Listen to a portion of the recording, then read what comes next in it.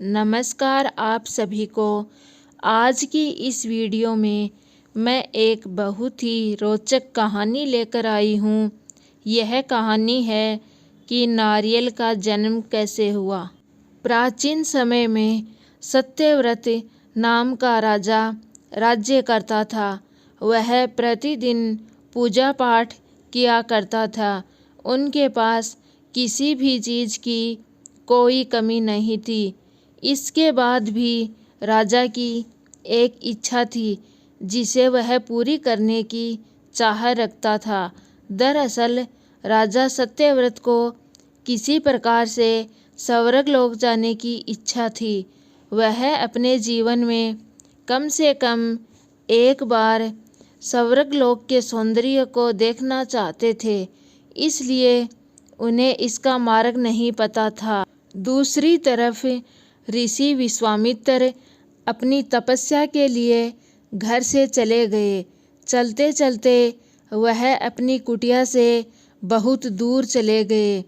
बहुत समय बीत जाने पर भी वे वापस नहीं लौटे। इस कारण उसका परिवार भूख और प्यास से तड़पने लगा। राजा सत्यव्रत को जब इस बात का पता चला तो उन्होंने ऋषि विश्वामित्र के परिवार के पालन पोषण की जिम्मेदारी ले ली। बहुत समय बाद जब मुनिवर वापस लौटे तो वे अपने परिवार को कुशल देख बहुत प्रसन्न हुए। उन्होंने पूछा कि उनकी अनुपस्थिति में किसने उनकी देखभाल करी। इस बात पर ऋषि के परिवार वालों ने बताया कि राजा ने उनके पालन पोषण का जिम्मेदारी निभाया। यह सुनकर ऋषि विश्वामित्र राजा से मिलने के लिए राजमहल पहुँचे। वहाँ पहुँचकर ऋषि विश्वामित्र ने सबसे पहले राजा को धन्यवाद दिया। इस पर राजा ने ऋषि विश्वामित्र से अपनी इच्छा पूर्ण होने का आशीर्वाद मांगा। राजा की बात सुनकर ऋषि विश्वामित्र ने कहा, महाराज बोलिए, आपको क्या वरदान चाहिए।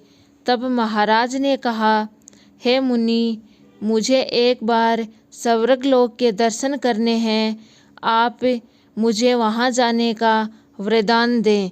राजा की बात सुनकर ऋषि विश्वामित्र ने एक ऐसा रास्ता बनाया जो स्वर्गलोक की ओर जाता था। यह देख राजा सत्यव्रत बहुत खुश हुए। वह तुरंत उस रास्ते पर चल पड़े और स्वर्गलोक पहुंच गए। वहां पहुंचते ही इंद्रदेव ने उन्हें धक्का दे दिया, जिसके कारण वो सीधा धरती पर जा गिरे। राजा सत्यव्रत ने यह पूरी घटना ऋषि विश्वामित्र को बताई। राजा की बात सुनकर ऋषि विश्वामित्र गुस्से से आग बबूला हो उठे। उन्होंने तुरंत सभी देवताओं से इस बारे में बात की और इस समस्या का हल निकाला, जिसके बाद राजा के लिए एक नया स्वर्गलोक बनाया गया। नए स्वर्गलोक को पृथ्वी और देवताओं के स्वर्गलोक के बीचों बीच स्थापित किया गया ताकि किसी को कोई परेशानी न हो।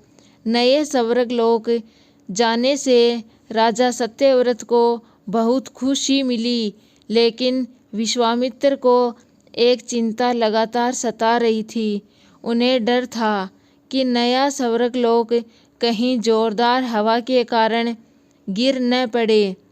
ऐसा होगा तो राजा सत्यव्रत दोबारा से धरती पर जा गिरेंगे।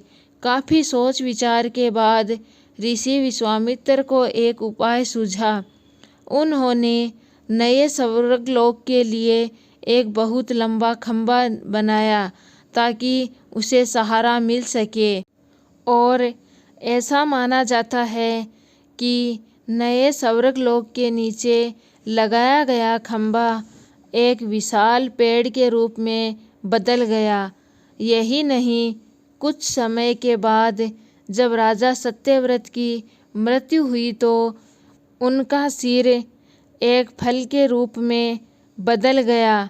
सभी ने इस खंबे को नारियल का पेड़ कहा, जबकि राजा का सिर नारियल के रूप में जाना गया।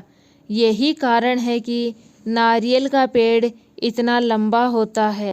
और इस कहानी से हमें यह सीख भी मिलती है कि हम किसी की मदद अगर सच्चे मन से करते हैं तो हमारी इच्छा ज़रूर पूरी होती है।